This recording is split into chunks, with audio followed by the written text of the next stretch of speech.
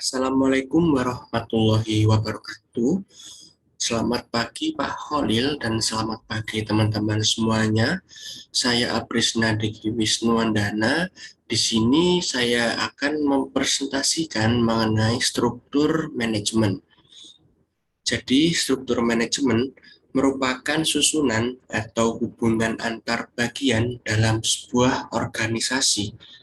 Struktur ini diperlukan untuk mencapai tujuan sebuah perusahaan. Struktur manajemen juga menggambarkan dengan jelas pemisahan kegiatan pekerjaan antara yang satu dengan yang lain, bagaimana hubungan aktivitas dan fungsi juga dibatasi. Setelah itu ada fungsi dari struktur manajemen itu sendiri.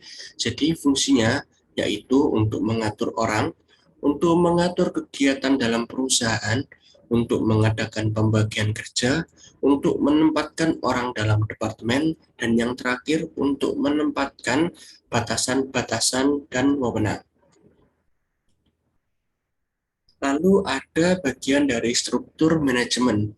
Ada direksi, direktur utama, direktur keuangan, direktur, direktur personalia, manajer, manajer personal, manajer pemasaran, manajer pabrik, administrasi dan gudang, serta divisi-divisi regional.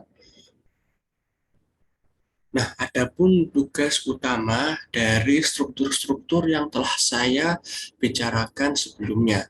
Untuk yang pertama, ada direksi, tugasnya untuk memegang kekuasaan perusahaan secara penuh dan bertanggung jawab terhadap pengembangan perusahaan secara keseluruhan. Lalu ada direktur utama yang memiliki tugas untuk mengkoordinasikan dan mengendalikan kegiatan-kegiatan di bidang administrasi, di bidang keuangan, di bidang kepegawaian, dan di bidang kesekretarian. Lalu ada direktur keuangan yang bertugas untuk mengawasi operasional mengenai seluruh keuangan perusahaan. Lalu ada direktur yang memiliki tugas untuk menetapkan prosedur kegiatan perusahaan dalam setiap manajer untuk mencapai sasaran yang telah ditetapkan oleh sebuah perusahaan. Ada direktur personalia yang memiliki tugas mengembangkan sistem perencanaan personalia dan pengendalian kebijakan pegawai.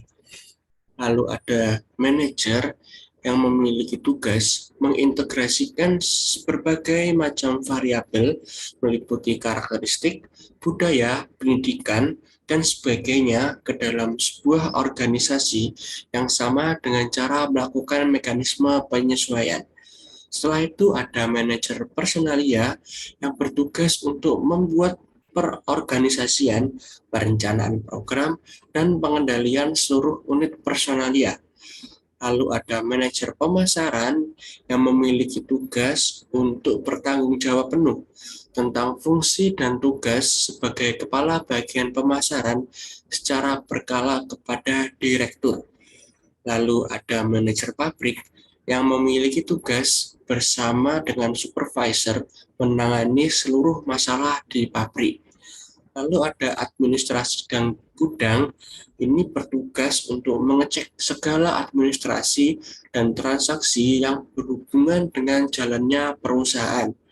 Lalu yang terakhir ada divisi regional, yaitu untuk mengelola aset, untuk menjalankan bisnis secara benar sesuai arah yang telah ditentukan oleh perusahaan. Dan yang terakhir ada referensi yang saya gunakan, yaitu ada Gerdi Sang Penakluk dan dari Kompas. Mungkin itu saja presentasi dari saya. Jika ada kesalahan mohon dimaafkan. Terima kasih atas perhatiannya. Wassalamualaikum warahmatullahi wabarakatuh.